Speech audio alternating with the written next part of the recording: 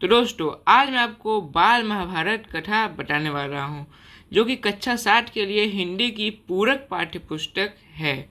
ठीक है, और ये हमारा चक्रवर्ती राजगोपालाचार्य की महाभारत कथा का संक्षिप्त रूप है। ठीक, जो कि हमारे एनसीईआरटी की तरफ से दी गई है, और ये सभी स्कूल कॉलेजों में, मतलब स्कूल में कक्षा जो क्लास 7 के जितने भी सीबीएसई स्कूल हैं उस सब में यही बुक हमारी चलेगी महाभारत की। ठीक, तो आइए इसको शुरुआत करते हैं।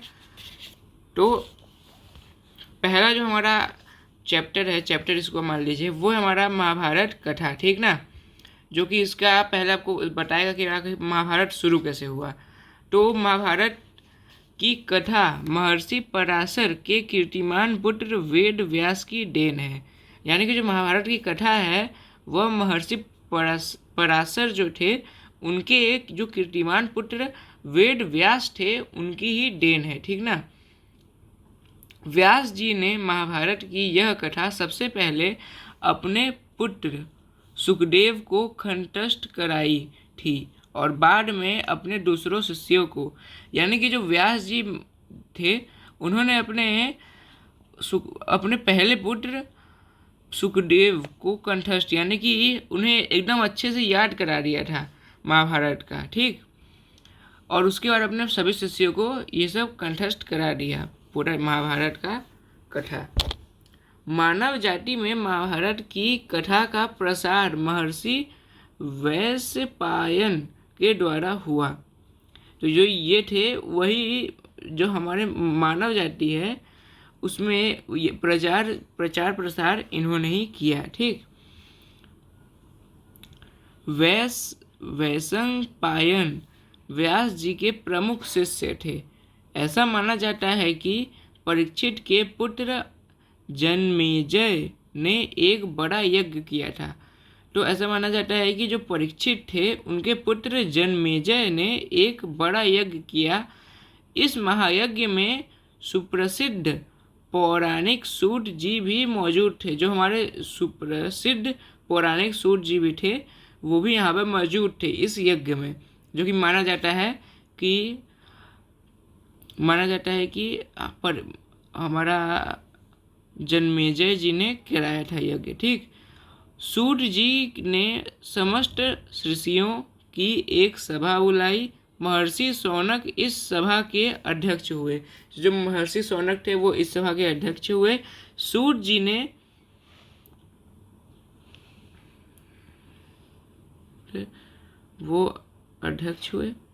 सूत जी ने ऋषियों की सभा में महाभारत की कथा प्रारंभ की।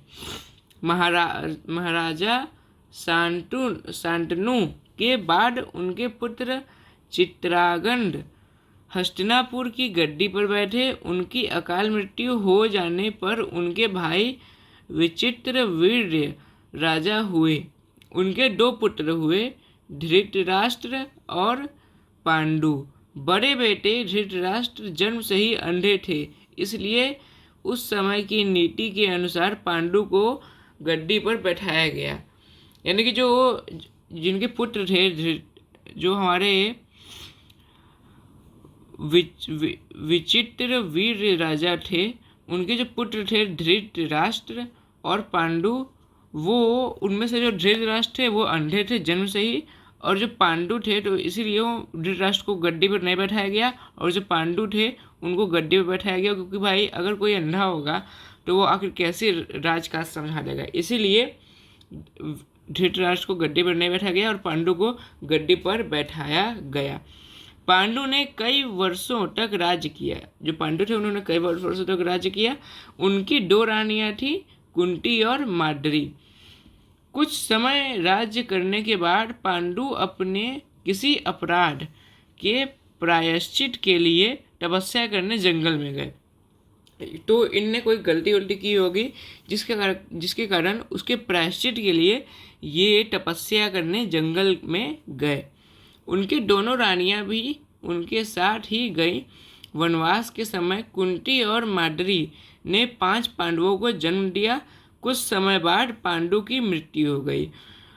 तो जंगल में ही इन्होंने, वनवास में ही इन्होंने 5 पांडवों को जन्म दिया। और कुछ समय बाद जो पांडु थे, जिनके 5 पांडव थे, उनकी भी मृत्यु हो गई। और 5 अनाथ बच्चों का वन के ऋषि मुनियों ने पालन पोषण किया और पढ़ाया लिखाया।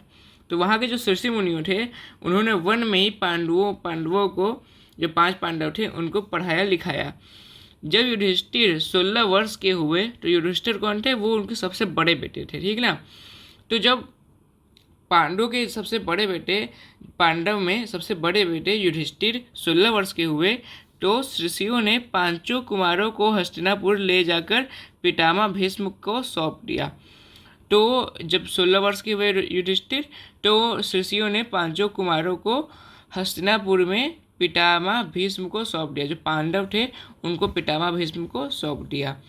5 पांडव बुद्धि से तेज और शरीर से बली थे। उनकी प्रखर बुद्धि और मधुर स्वभाव ने सबको मोह लिया। यह देखकर धृतराष्ट्र के पुत्र कौरव उनसे जलने लगे और उन्होंने पांडवों को तरह तरह से कष्ट पहुंचाना शुरू किया। यानी कि जो पांडव थे, वो क्योंकि बहुत तेज थे, बहुत ज़्यादा उनकी बुद्धि बहुत तेज थी, तो इसके कारण जो धृतराष्ट्र के पुत्र थे कौरव, वो उनसे जलने लगे, ठीक।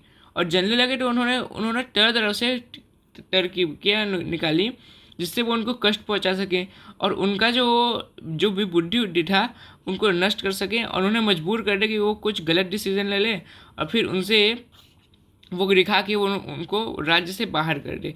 तो ये थी पूरी उनकी नीति कौरवों की। फिर दिन प्रतिदिन कौरवों और पांडवों के बीच वैर भाव बढ़ता गया। अंत में पितामह भीष्म ने दोनों को किसी तरह समझाया और उनके बीच संधि कराई। तो पितामह भीष्म ने इन्हें समझा बुझाकर उनके बीच में संधि करा दी। फिर भीष्म के आदेश अनुसार कुरु राज्य के 2 हिस्से हुए। जो कुरु राज्य था उसके 2 हिस्से किए गए। कौरव हस्तिनापुर में ही राज करते रहे और पांडवों को एक अलग राज्य दे दिया गया, जो आगे चलकर इंद्रप्रस्थ के नाम से मशहूर हुआ। इस प्रकार कुछ दिन शांति रही। तो इन्होंने जब सुलह करा दिया दोनों के बीच, और देखिए जो कौरव थे वो धृतराष्ट्र के पुत्र थे, और वो खाली एक ही नहीं थे कौरव कि भाई एक ही हो, वो कुल 100 लोग थे। इसमें से जो आप दुर्योधन सुनते हैं, इसकी हत्या की गई थी दुर्योधन की, जो पूरे महाभारत में आप समझ लीजिए मेन विलन था, वो भी कौरवों में ही आता था। और कौरव कुल 100 पुत्र थे, जो कि सब के सब धृतराष्ट्र के थे, ठीक ना। तो वो सब जो उन सबको पूरा हस्तिनापुर 100 के 100 कौरवों को सौंप दिया गया, और पांडवों को एक अलग राज्य दे दिया गया, जिसका आगे चलकर क्या नाम पड़ा? इंद्रप्रस्थ नाम पड़ा, ठीक ना। और इससे कुछ दिन तक शांति रही, क्योंकि दोनों अपना राज्यकाज संभालते थे।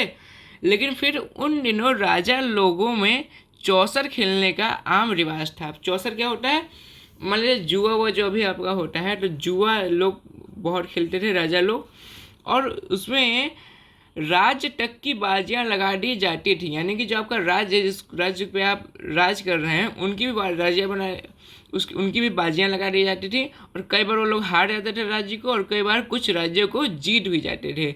इस रिवाज के मुताबिक एक बार पांडवों और कौरवों ने चौपड़ खेला, ठीक ना, मतलब वही जुआ सट्टा खेला, और कौरवों की तरफ से कुटिल शकुनी खेला। तो जो आप समझ लीजिए कौरवों का जो मामा थे शकुनी, इन्होंने अगर आप देखे होंगे महाभारत तो आपको पता चला होगा कि शकुनी जो थे वो उनके मामा थे। तो जो शकुनी, उनके अगेंस्ट कौन खेला? शकुनी खेले, और उसने युधिष्ठिर को हरा दिया। जो सबसे बड़े बेटे थे युधिष्ठिर, उनके साथ खेला और उनको हरा दिया। इसके फलस्वरूप पांडवों का राज्य छीन गया और उनको 13 वर्ष का वनवास भोगना पड़ा। उसमें एक शर्त यह भी थी कि 12 वर्ष के वनवास के बाद 1 वर्ष अज्ञातवास भी रहना पड़ेगा, ठीक ना। उसमें 1 वर्ष तक अज्ञातवास रहना पड़ेगा, करना होगा। उसके बाद उनका राज्य उन्हें लौटा दिया जाएगा, ठीक। तो अज्ञातवास 1 साल अज्ञातवास और बाकी 12 साल वनवास करने के बाद उनका राज्य लौटा लिया जाएगा। अगर आप लोग नहीं जानते कि आखिर अज्ञातवास क्या होता है, तो अज्ञातवास में ऐसा होता है कि अगर किसी को भी अगर पता चल गया कि आप युधिष्ठिर हैं, आप भीम हैं, ये पांचों के पांचों पांडव हैं, ठीक, तो आपको फिर से वही 12 साल वनवास करना पड़ेगा अगर वो 1 साल में अगर आप पकड़े गए। यानी कि आपको मतलब एकदम छुप के रहना पड़ेगा, किसी को पता नहीं चलना चाहिए कि आप ये हैं, आप पांडव हैं, आप ये, ठीक ना। तो ये सब बात है। द्रौपदी के 60 पांचों पांडव 12 वर्ष वनवास और 1 वर्ष अज्ञातवास में बिताकर वापस लौटे। यानी कि इन्होंने 12 वर्ष वनवास भी कर लिया और 1 वर्ष अज्ञातवास भी कर लिया। और अगर ये लोग उसमें असफल हो जाते अज्ञातवास में, तो इन्हें फिर से 12 वर्ष वनवास करना पड़ता।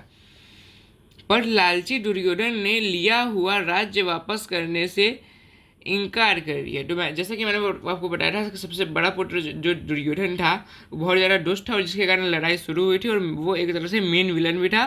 तो जो लालची दुर्योधन था उसने ये राज्य को देने से इनकार कर दिया। अतः पांडवों को अपने राज्य के लिए लड़ना पड़ा। फिर युद्ध हुआ जिसका जो कि आप जानते हैं महाभारत हुआ। और युद्ध में सारे कौरव मारे गए, यानी कि जो जितने भी 100 कौरव थे वो मारे गए। तब पांडव उस विशाल साम्राज्य के स्वामी हुए। जो साम्राज्य खड़ा किया था इनके बाप दादाओं ने, उनके वो साम्राज्य के स्वामी हुए। और इसके बाद 36 वर्ष तक पांडवों ने राज्य किया और फिर अपने पोते परीक्षित को राज्य देकर द्रौपदी के साथ तपस्या करने हिमालय चले गए, ठीक है ना। यानी कि पूरा इन्होंने कितने साल तक 36 वर्ष तक पांडवों ने राज किया और 36 वर्ष के बाद ये चले गए, ठीक ना। और युद्ध पूरा आप लोग समझ गए दुर्योधन से शुरू हुआ था, जिसमें कि दुर्योधन से शुरू हुआ था और जितने भी उसके भाई थे यानी कि 100 के 100 भाई उसके मारे गए। फिर ये लोग जब आए थे तब बहुत सारा हुआ था। जो के पिता थे कौरवों के, वो उन्हें बहुत ज़्यादा किए थे, जो अंधे थे थोड़े से, ठीक ना। फिर संक्षेप में यही महाभारत की कथा है। तो जो संक्षेप यानी कि बहुत कम में, एकदम शॉर्ट में, यही महाभारत की कथा है। और ये कथा अभी समाप्त होती है। फिर हम लोग अगला चैप्टर अभी पढ़ेंगे देवदत्त के नाम से। और इसके खाली आप ये मत समझिए कि खाली इतने ही वीडियो बनेंगे, इस पर बहुत सारे वीडियो बनेंगे आगे चल के, जो कि कम से कम 20-30 वीडियो बनेंगे और वो सब पूरा सीरीज में आएगा, ठीक ना। और जैसे कि अभी ये मैं आपको जो कहानी बताया हूँ वो बस 1.5 पेज का कहानी था और तब भी इतना टाइम लग गया। तो आप सोचिए आगे चलकर 2-2.5 पेज की कभी कहानी आने वाला है, 3-4 पेज के, तो वो और से लंबे होंगे। तो इसका पूरा एक सीरीज़ में बनाऊंगा, ओके। और उस सीरीज़ में आपको ये सब देखने को मिलेगा, ठीक, कहानी। और ऐसे कहानी आपको सुना के पूरा ये जो बाल महाभारत है ये आपको पढ़ा दूंगा और समझा दूंगा कि आखिर ये बाल महाभारत में क्या क्या है। तो अगर आपको वीडियो जरा सा भी इन्फॉर्मेटिव लगा हो तो इस वीडियो को लाइक करें, शेयर करें, सब्सक्राइब करना बिल्कुल ना भूलें। मिलते हैं आपसे नेक्स्ट वीडियो में, तब तक के लिए बाय बाय।